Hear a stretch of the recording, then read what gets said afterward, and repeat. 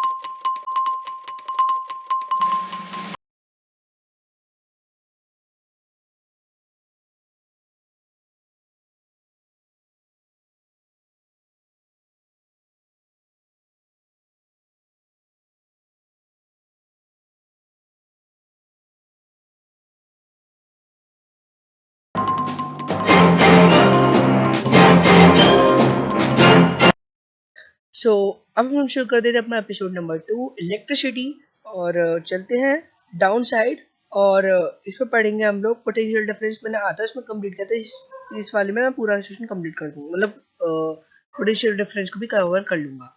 तो potential difference is a measured by an instrument called volt meter. देख लीजिए, edu means आपको ये प्रेजेंट कर रहा है कि जो पोटेंशियल डिफरेंस है वो मेजर करता है इंस्ट्रूमेंट कॉल्ड वोल्ट मीटर। एक वोल्ट मीटर टाइप का एक इंस्ट्रूमेंट होता है जो कि पोटेंशियल डिफरेंस को मेजर करता है। वोल्ट मीटर एक हाई रेजिस्टेंस और वोल्टेज, वोल्ट मीटर जो होता है वो हाई रेजिस्टेंस में लगता है। मैं आपको अभी बता दे रहा हूँ, वो हम वोल्टेज जो होता है वो ऐसा यूनिट होती है पोटेंशियल डिफरेंस की, और voltage is other name of potential difference. Okay, now let's this is a second point. The formula of potential difference is V equal to W upon Q, where V is potential difference, W is work done, and Q is a quantity of charge moved. Okay, the potential difference between the 2 points is said to be 1 volt if 1 joule of work is done in moving 1 coulomb of charge from one point to other। मतलब potential difference 2 point का जब होता है जब 1 volt होता है, जब 1 joule work done move करता है एक ही कूलम से चार्ज लेकर एक पॉइंट से दूसरे पॉइंट पर। सो इसका कह सकते हैं 1v equal to 1j upon 1c, where v represent the potential difference, j represent the joules and c represent the coulomb. Okay guys, so इस वाले मैंने आपको पार्ट में बता दिया पोटेंशियल डिफरेंस के बारे में। Let's move to further. या दिस इज इलेक्ट्रिक करंट, और इलेक्ट्रिक करंट के बारे में है कि it is a potential difference between the end of a wire which make a electric charge, electric charge to flow in a wire. ये potential difference between end होता है। ये पोटेंशियल एक ये मतलब it is a potential difference, एक potential difference है एंड ऑफ अ वायर के जो बनाता है electric charge to flow in wire. जो ये करता है इलेक्ट्रिक चार्ज को वायर के अंदर फ्लो करता है। The electric current is a flow of electric charge in a conductor such as a metal wire. So जो इलेक्ट्रिक करंट होता है वो एक फ्लो होता है इलेक्ट्रिक चार्ज का एक conductor such as a metal wire. Okay, so I equal to Q upon T हम कह सकते हैं। आई जहाँ पे हमारा आई होता है करंट, क्यू होता है कूलम एंड टी होता है टाइम। ऐसा unit of electric electric current is ampere. We can represent in the symbol A. हम ए से उसे रिप्रेजेंट करते हैं, याद रखिएगा, इसे समझ लीजिए। जो हमारा ए होता है वही हमारा ऐसा यूनिट होती है उसकी करंट की, इसे ध्यान से याद रखिएगा गाइस। और electric current is measured by an instrument called ammeter. Ammeter भी एक इंस्ट्रूमेंट है। पहले वोल्ट मीटर था जो वोल्टेज पोटेंशियल डिफरेंस के लिए यूज होता था मेजर करने के लिए, या करंट को यूज करने के लिए एमीटर यूज होता है। और एक it is a emitted emit sorry इसमें थोड़ी सी बीच में स्पेस आ गई थी। Ammeter should have very low resistance. Ammeter के पास हमेशा लेस रेजिस्टेंस होता है जहाँ पे वोल्ट मीटर के पास हाई रेजिस्टेंस था। ओके, तो इसमें मैंने बताया इलेक्ट्रिक करंट के बारे में। Let's move to further. हाँ, how to get a continuous flow of electric current, हम कैसे कंटिन्यूस फ्लो इलेक्ट्रिक करंट का ले सकते हैं।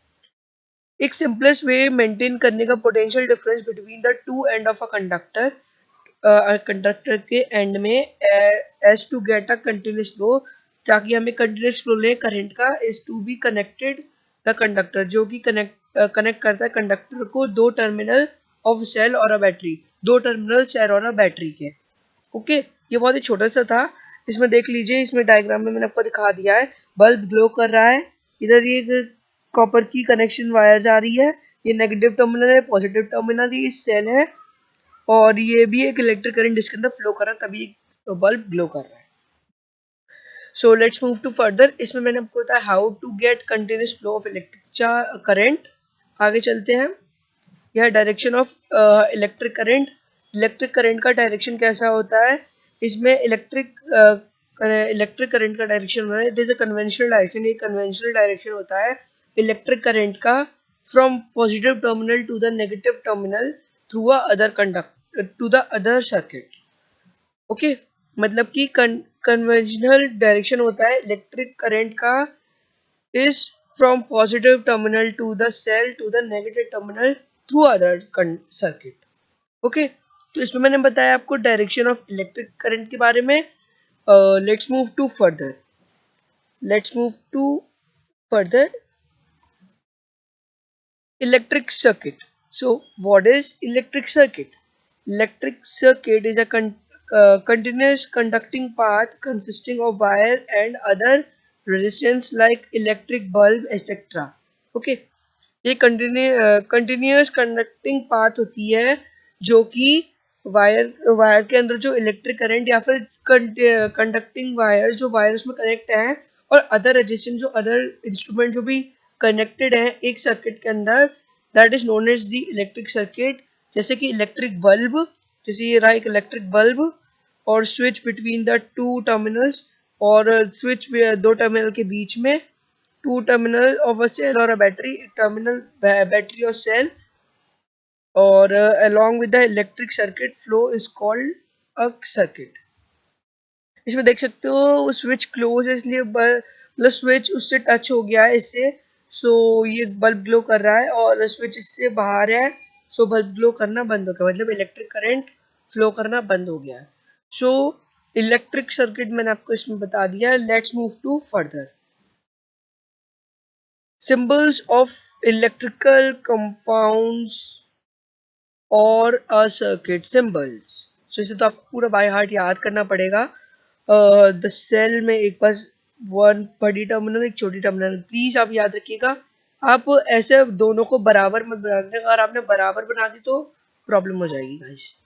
इसे हमेशा बड़ा, पॉजिटिव वाला हमेशा बड़ा होगा, नेगेटिव वाला हमेशा छोटा होगा, जैसा कि मैंने इस डायग्राम में आपको दिखा दिया है। Sorry guys. ओके, आगे देख लेते हैं। इसमें हमारा बैटरी ऑफ टू सेल्स, और यह है connecting wire, a wire joint, wire crossing without connect, fix resistance, variable resistance, ammeter voltmeter galvanometer, and open switch और off switch, close switch, and electric bulb. Okay, तो ये सब देखो symbols. आगे की तरफ जल्दी से देख लेते हैं। इसमें मैंने आपको बताया सिंबल्स ऑफ इलेक्ट्रिक करंट के बारे में। Let's move to further.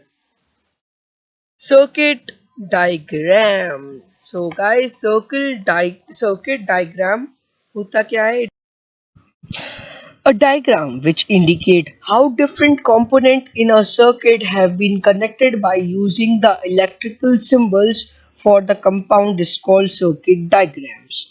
मतलब a diagram which indicate, जो indicate करता है different components एक electric circuit में have been जो connect है using electric symbols use करके उसे connect किया गया है for a compound called electric circuit, और उस compound को हम electric circuit कहते हैं।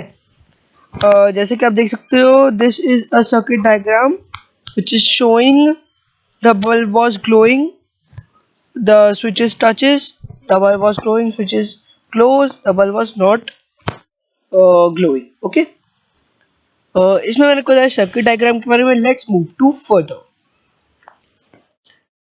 ओम्स लॉ इम्पोर्टेंट लॉ है इलेक्ट्रिसिटी चैप्टर का, तो इसे जरूर याद रखना. At our constant temperature, the current flowing through a conductor is directly proportional to the potential difference across the end.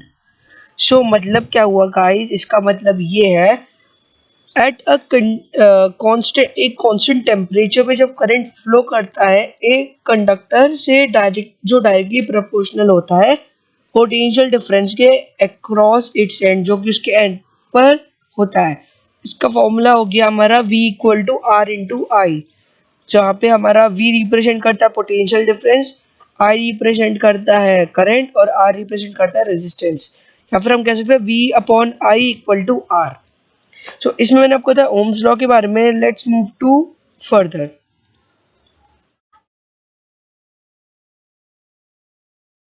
या सो अब आ गया है मोस्ट इम्पॉर्टेंट, जो है हमारा रेजिस्टेंस.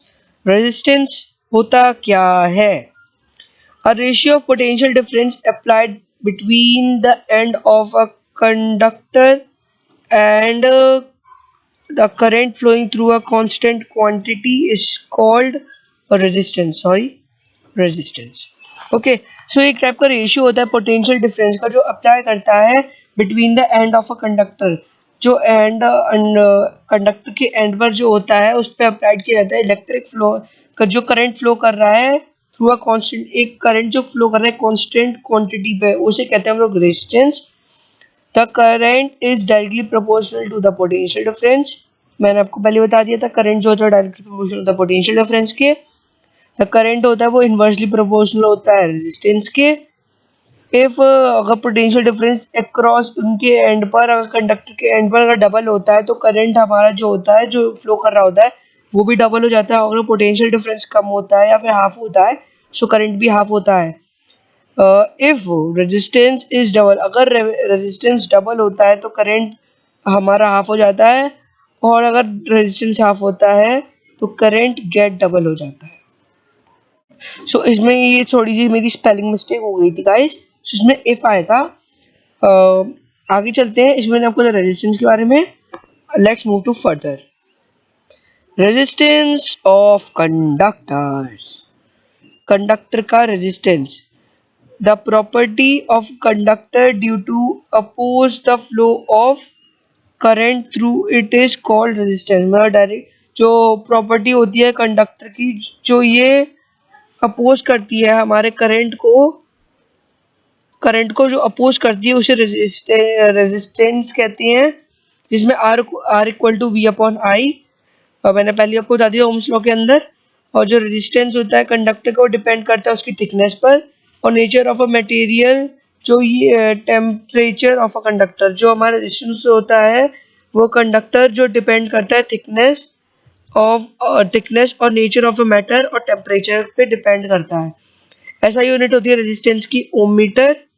और फर्स्ट होता है first 1 ohm of resistance of a conductor such that when potential difference of 1 volt appear to the to its a current of 1 ampere flow through it. मतलब guys, अगर 1 ohm resistance conductor such that when अगर potential difference 1 volt apply करता है to its current, अपने current उसके current का 1 ampere flow through it. मतलब guys इसका ये हुआ गाइस कि अगर 1 ओम रेजिस्टेंस कंडक्टर का सच दैट व्हेन अगर एक पोटेंशियल डिफरेंस 1 वोल्ट का अप्लाई करता है करंट ऑफ 1 एम्पियर, मतलब मैंने ना 1 ohm equal to 1 ampere upon 1 coulomb, बस वही होता है. यहाँ पे 1 एम्पियर और वोल्टेज और ओम. ओके, इसमें ना खुद है resistance of conductor. Let's move to further. ये है हमारा good conductor of resistance and the insulator. So ये है गुड कंडक्टर ऑफ रेजिस्टेंस और रेजिस्टेंस ऑफ इंसुलेटर्स के बारे में पढ़ लेते हैं. सबसे पहले इस हाईलाइटिंग को हटा देते हैं. हाँ, पहले देख लेते हैं दो सब्सटेंस. यहाँ पे डू लिख गया है.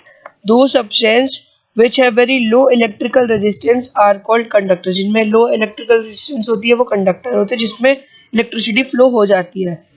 दो substance which have comparatively high electrical resistance called resistors. जिनमें हाई इलेक्ट्रिकल रेजिस्टेंस होता है वो रेजिस्टर्स कहलाते हैं. दो substance which have infinite electrical resistance, जिसमें ये गलत लिख गया गाइस, इसकी जगह पे आएगा, कुछ नहीं आएगा, ये गलत है, इसको आप हटा सकते हो. Electrical resistance R called insulator. जो सब्सटेंस जिसमें इनफाइनाइट इलेक्ट्रिकल रेजिस्टेंस होता है वो इंसुलेटर जिसमें इलेक्ट्रिसिटी फ्लो नहीं करती है. सो यही था हमारा आज का टॉपिक. मैं इसके आगे एपिसोड 3 लेकर आऊँगा, उसमें कोशिश करूँगा मैं पूरा चैप्टर खत्म कर दूंगा. सो अब तक के लिए इतना ही. अगर आपको कोई भी डाउट होता है तो मुझे कमेंट में प्लीज पूछ सकते हो, मैं आपका रिप्लाई ज़रूर दूंगा. So thank you for watching. Until then, bye bye.